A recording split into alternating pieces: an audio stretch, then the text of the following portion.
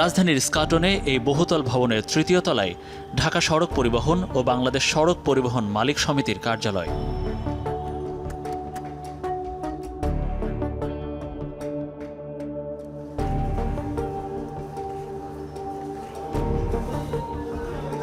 চার তলায় উঠতেই চোখ আটকে গেল একটি দৃশ্যে। এগুলো কি চাঁদাবাজি রিসিপ্ট না? হ্যাঁ এটা ছিল এক সময়, কিন্তু এখন তো আর নাই। ওই এনআর সাহেবের সময় ছিল, এনআর সাহেবের সময় ছিল এগুলো। কাদের সময় ছিল? এনআর সাহেবের সময় ছিল এগুলো, এখন তো মানে আওয়ামী লীগের যারা ছিলেন। হ্যাঁ ওদের সময় ছিল। এগুলোতে কি করা হতো? এগুলোতে কি করতো তা আমরা জানি না ঠিক তেমন ভাবে, বুঝছেন? ভাই একটু আমার কাছে ভাই আমাদের চাকরি চলে যাবে ভাই, আমরা তো গরিব মানুষ, বুঝেন নাকি? আরে ভাই এটা ফালাই দিতেছি, বুঝতেছেন নাকি? এই যে আপনি আবার ভিডিও করতেছেন, এটা কেমন করতেছেন ভাই? অনেকটা উত্তেজিত হয়ে সটকে পড়তে চাইলেন সমিতির অফিস সহকারী। তবে আমরাও নাছোড়বান্দা। ভাই এদিকে আসেন, আপনি দৌড়াচ্ছেন পালাচ্ছেন কেন? আপনি ভয় পাচ্ছেন কেন কিংবা উত্তেজিত হয়ে যাচ্ছেন কেন?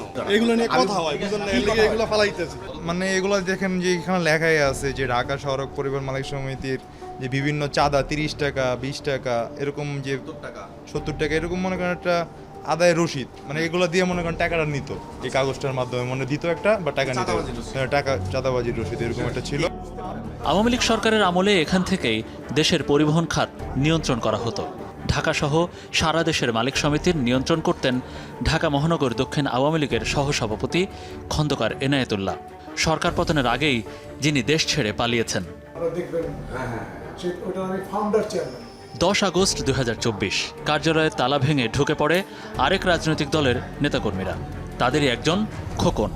13 আগস্ট ঘোষিত নতুন কমিটির কোষাধ্যক্ষ তিনি। এখানে যারা অতিথি ছিলেন তারা সবাই আওয়ামী লীগের ছিলেন। অফিস দখলের প্রশ্ন তুলতেই তিনি শুরু করলেন আওয়ামীপন্থী মালিক সমিতির নেতাদের চাঁদাবাজি আর নিপীড়নের কথা। 2009 আওয়ামী লীগ সরকার, তখনও কিন্তু আমরা কমিটিতে ছিলাম। আমাদের কাছ থেকে জোর করে তারা নিয়ে নেয়। এই আওয়ামী লীগ যারা ছিলেন, আওয়ামী লীগের খন্দকার এনায়েতুল্লাহ বা অন্যান্য যারা ছিলেন, তারা আমাদের কাছ থেকে নিয়ে চলে যায়। আমরা কিন্তু তখন বৈধ কমিটি ছিলাম। তা আমরা এখন, তারা কিন্তু কোনো তলবি সভাও করে নাই, কোনো কিছু করে না। আমরা কিন্তু তলবি সভা করছি। এখন যারা বিএনপি মানে তারা তো সব ব্যবসায়ী। 1992 সালের আগ পর্যন্ত কিন্তু এই পরিবহন সেক্টর নির্দলীয়ভাবে চলছে। এখানে আওয়ামী লীগ, বিএনপি, জাতীয় পার্টি কোনো ছিল না, সবাই আমরা করছি। 2092 পর থেকেই কোনো একটা পট পরিবর্তনের পর থেকেই আস্তে আস্তে চলে আসলো। 96 একদম নির্দলীয়ভাবেই চলে আসলো। তো ওইটা 2001-এও ধরে অন্যরকমই হয়েছে, যে মানে ওই যে সরকার পরিবর্তনের মতন। তা আমরা বৈধভাবেই তো ছিলাম, তারা আমাদেরকে বাইর করে দিচ্ছে।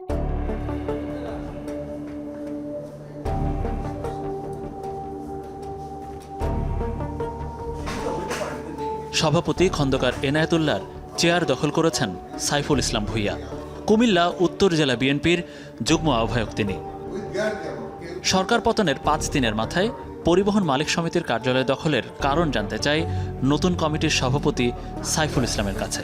পরিবর্তনের সাথে সাথে দেখা গেল যে খোঁজখবর নিয়ে যে সকলের টেলিফোন বন্ধ, কোনো লোকজন নেই, এবং জানা গেছে যে অনেকে গা ঢাকা দিয়ে দেশ ছেড়ে পালিয়েছে। আমরা যেহেতু পূর্বে নেতৃত্বে ছিলাম, বৈধ কমিটি ছিলাম, আওয়ামী লীগ আসার পর আমাদের বৈধ কমিটিগুলি তারা দখল করে নিয়ে গেছে। তা আমরা পুরাতন সকল মালিকদেরকে নিয়ে, সাধারণ মালিক শ্রমিকদেরকে নিয়ে সকল টার্মিনালে আমরা ভ্রমণ করি, এবং ঢাকাস্থ যে টার্মিনালগুলি আছে আমরা সকলকে শান্ত থাকার জন্য বলি। 31 সদস্যের নতুন কমিটিতে যারা আছেন তাদেরই বা রাজনৈতিক পরিচয় কি? এখানে বিভিন্ন দলে আছে, জাতীয়তাবাদী দলের আছে, অন্যান্য দলের সাধারণ সদস্য আছে। আমাদের এখানে কোনো এমন নয় যে নিরঙ্কুশ শুধু কোনো এক দলের লোকেরা এটা এসেছে। যে আমি ব্যক্তিগতভাবে একটা দলের সমর্থন করি বা একটা দলের সাথে সম্পৃক্ত থাকতে পারি। আমি জাতীয়তাবাদী দলের একজন সমর্থক।